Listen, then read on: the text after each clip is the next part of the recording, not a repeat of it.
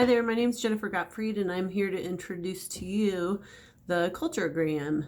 The Culturagram is a family assessment tool used by social workers to dig a little deeper beyond the typical biopsychosocial assessment that we use.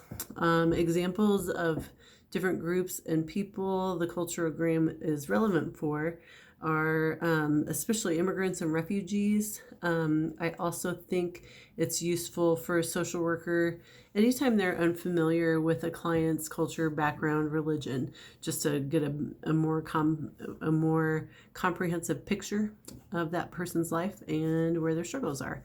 And another example I offered was senior citizens. So I'm going to use immigrants and refugees as an example for why the 10 areas examined in this assessment are useful and relevant. Starting in the top left corner, if you want to travel with me around it clockwise, the first one is legal status, and that's relevant because of all the various challenges immigrants can face if they aren't documented. Time in current community can have a lot of impact on what kind of connections a client has made and what kind of support network that client has had the opportunity to build.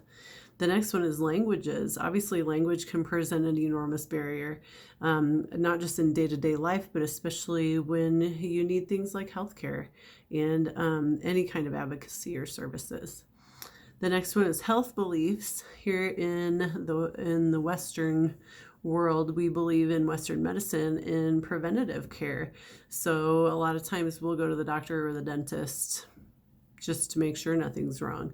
Whereas in other cultures, they might not go until there's something very wrong. So it's important to understand that people could be experiencing health issues and not have seen a doctor yet. The next one is the impact of trauma and crisis events, and that has everything to do with why people immigrate, why people are refugees, and not just on the end of what led them here, but also once you land in the United States, you have all kinds of barriers that could lead to trauma and crisis. So that's relevant on both sides. Contact with cultural and religious institutions can offer an element of strength and support, and just the opposite, you can also suffer and be unhappy if you're disconnected from the cultural and religious institutions that you're used to being connected to. Oppression and discrimination, bias and racism, huge. That has everything to do with any number of different struggles and barriers a client could be facing, and those are fundamental in understanding what they're up against. The next one is values about education and work. There are some cultures who don't think girls need to go to school. There are some cultures that don't think girls are even worthy of working. There are other cultures who believe young men are more useful working. And it could also, in this area, you could also be up against a situation where a young man or woman would prefer to be in school, but they have to work to support their families. Values about family structure, power, myths, and rules. That includes everything from gender equality, who works, who stays home, who's raising the children, and all the struggles that go with those, as we all know.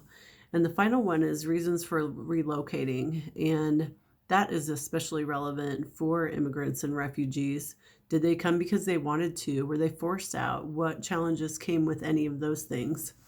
And that can also be a positive thing. Maybe they relocated to join family that they had been separated from for a long time, but there's also plenty of struggle that's associated with that.